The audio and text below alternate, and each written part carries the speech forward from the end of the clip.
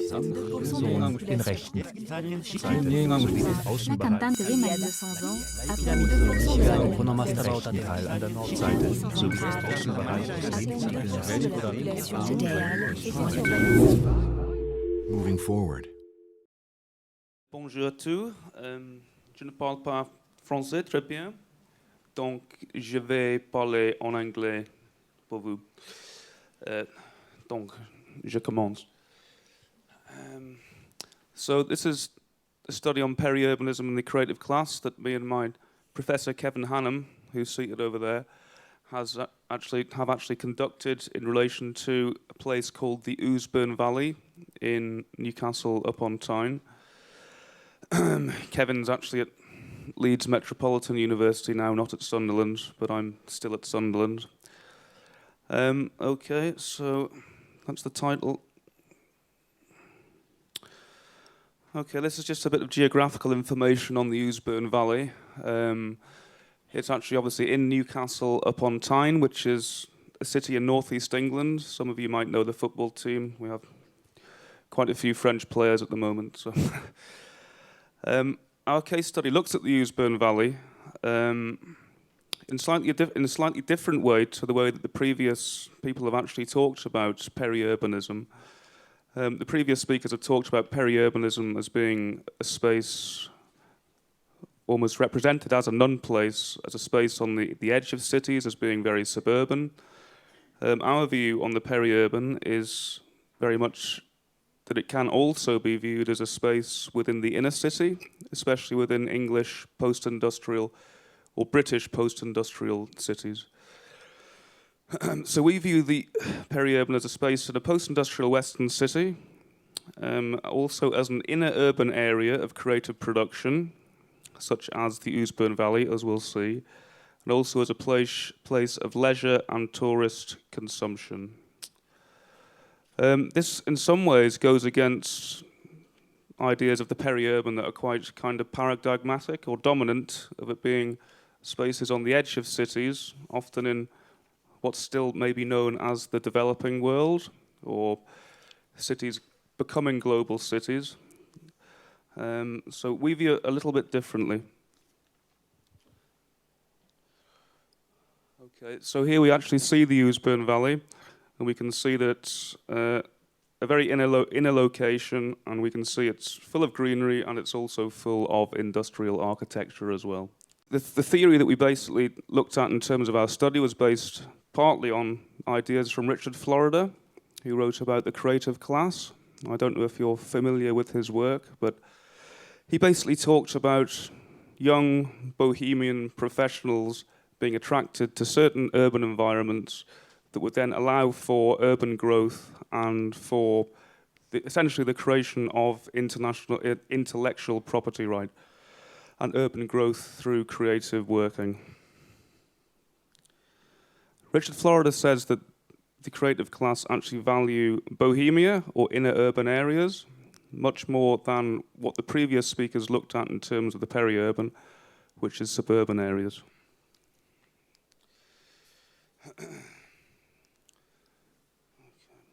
So maybe a little bit of information more about the Ouseburn Valley. The Ouseburn Valley was one of the earliest industrial areas in Newcastle upon Tyne and also in England.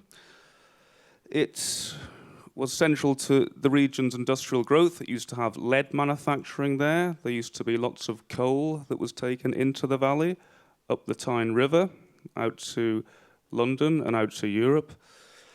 And it also had less lead and glass working there as well. In the 1930s, the Ouseburn Valley was a rubbish dump. There was lots of rubbish in the area that was left there by residents, and there was lots of housing clearance in the 30s and the 60s, and people were moved out of the area into more suburban areas of Newcastle and the northeast. It's since grown to be a creative space. Okay, the methodology was qualitative in terms of its orientation. There were 24 in-depth interviews with working artists and users of the valley, and I myself did 18 months of participant observation research. Okay, moving on to the findings. These are probably the most interesting things for people in the audience here. The findings were, to summarise them, that artists, creative workers, and broader users of the valley, which I defined as really the liberal middle class in England, were its rurality, which means obviously its greenness. Here we can see some goats from the valley's farm, but also its industrial Gothic architecture, which is its industrial heritage architecture in the valley that was very much valued by people. Here we can see rurality, and this is some of the quotes from my actual research. And you can see people actually value the fact that there is greenness in the valley, and this distinguishes it from the elsewhere in the city. There's lots of green spaces there. But the thing that actually makes this peri-urban is the fact that it's a green space within a kind of, or it previously was, within an unregulated zone.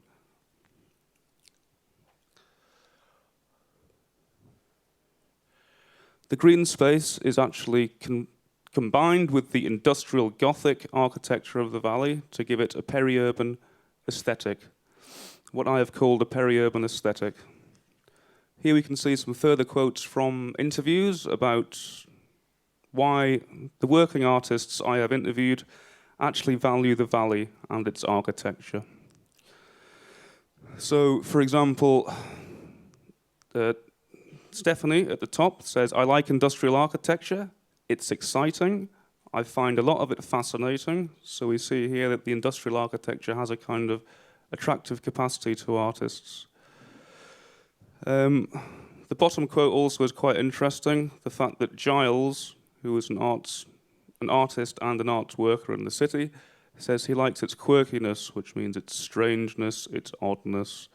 And it has misshaped buildings and different kinds of spaces to the rest of the city. We can see that the valley has actually become gentrified recently, and we can see here that it's moved from being what you might describe as quite a classic peri-urban aesthetic, in that it was very unregulated in the past. There was lots of dilapidated architecture, lots of very run-down buildings, lots of very overgrown spaces, and this is actually contained in the photograph called Wasteland here.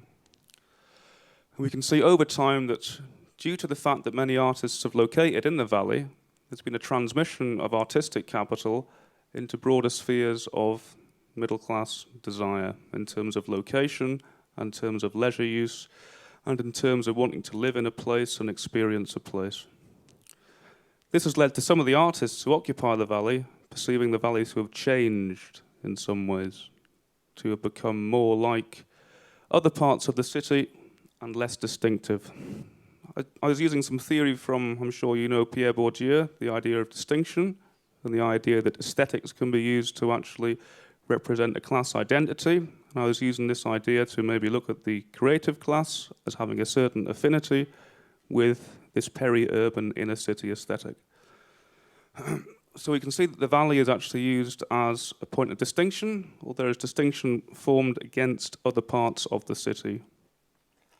Maybe it's worth reading some of these quotes here to understand that in more depth. So Barry says that one of my hates is generica, and I feel that Newcastle city centre has become a replica of other city centres around the world. So Barry, an artist I interviewed, is basically saying that Newcastle is the same as everywhere else now in the centre, and it's only the Ouseburn Valley that defines it as a place of difference. Similarly, Pauline, who is a punk singer and owner of a practice studio, says the same thing. Andy, the third quote, associates the city centre with making cash, with instrumentality, with money-making and commercialism. And also Stephanie says that housing development within Newcastle upon Tyne is very much about making money, and it's not aesthetically interesting. So here we can see some of Newcastle's other spaces that users and increasingly residents of the Ouseburn Valley maybe define themselves against. We can see quite spectacularly the redeveloped quayside area next to the River Tyne here that has quite high-level cultural amenities. In the centre top, there is Grey Street, which is quite an old historic street in Newcastle that has been polished for cosmopolitan consumption. We can see, interestingly, on these two slides here, show an idea of a different aesthetic to the valley that's very polished, very modern, very much aimed at mass consumption. And it's these aesthetics that many users of the valley define themselves against. Okay, increasingly my study began to focus on one particular bar in the valley. It's called the Cumberland Arms. Cumberland is a county in northern England, and this bar is named after it. Cumberland Arms was actually a place that I thought encapsulated many values of the valley. The people that used the bar were very much of the creative class and also people of the broader liberal middle class. And the Cumberland Arms actually seemed to encapsulate a certain degree of cosmopolitanism in its environment. The bar was viewed as a distinctive drinking space, and it was also seen to be cosmopolitan. Here we can see the way that cosmopolitanism was actually constructed, or has been constructed, within the Cumberland Arms. And the top quote here is from Jo, the bar manager. And we can see that she says that she wanted to run a place where everybody felt welcomed, but where there was no sexism or racism, no idiotic behaviour, pas d'idiots, en français, peut-être. People from all walks of life can come and drink, so she wants people to be able to come in from different walks of life, people from different backgrounds.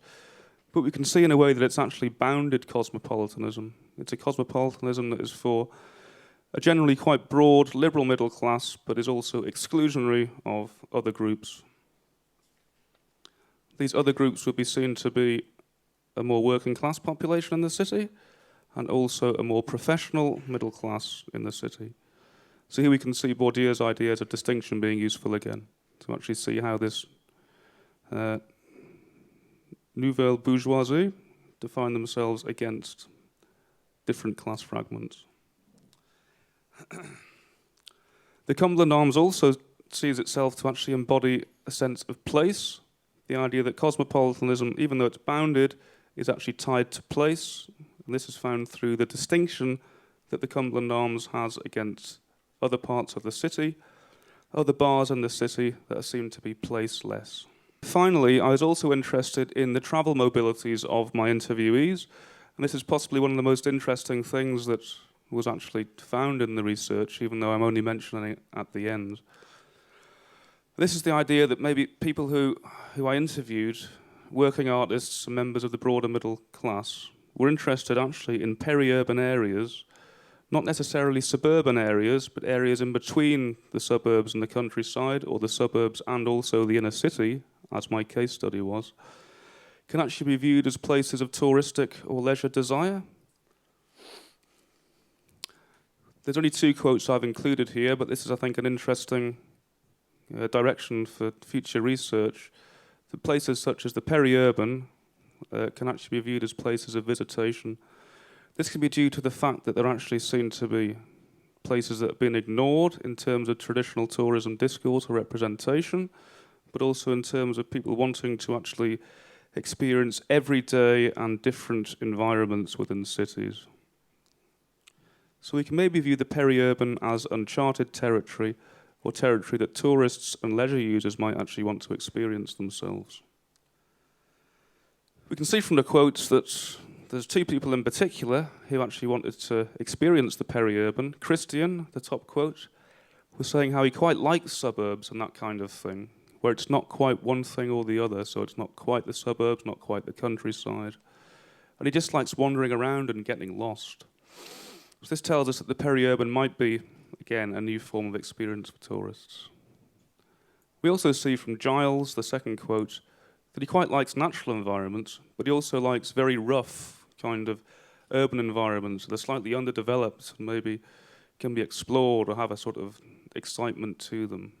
So again, that's an idea of why people might want to visit the peri-urban for leisure and for tourism. So to conclude, we can see that there's 5 major conclusions from the research. The fact that the peri-urban can actually be a desired space. The peri-urban, as we looked at it, in terms of being an inner city, less regulated space that then becomes more regulated through gentrification. We can also see that this space is a space of conflict within the creative class, as we can see that gentrification affects the creative class, or splits the creative class, divides the creative class in itself. This space, peri-urban space in Newcastle, is a space of distinction for this broad, creative and liberal middle class in relation to two others, more working class people and the professional middle classes. We can see that cosmopolitanism is seen to be authentic in this space, and we can also see that desires for the peri-urban and travel patterns are also evident. So there's some quite different perspectives there from perhaps other views of the peri-urban. Je finis.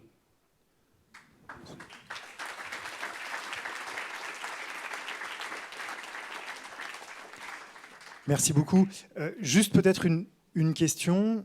Est-ce que cet endroit est unique dans le périurbain britannique ou est-ce qu'il est représentatif? Is it a unique peri-urban place or not? In a way, I'd say it possibly is for the northeast of England, maybe, but there are other areas. I think it's more representative of places within the United Kingdom, because due to the kind of spatial, the spatial locations of industrialisation in certainly northern English cities such as Liverpool, Manchester, Leeds, Newcastle, we can see that these inner areas became very deindustrialised over the last 50 years or so. And this has kind of left spaces open to be populated by artists. So I think this is where the aesthetic of the peri-urban as being attractive comes from, the fact that it seemed to be unregulated space, spaces of creative freedom, where people can do various things, you know, without regulation, or in the past they could. And also because it was very cheap. Thank you very much. Den rechten.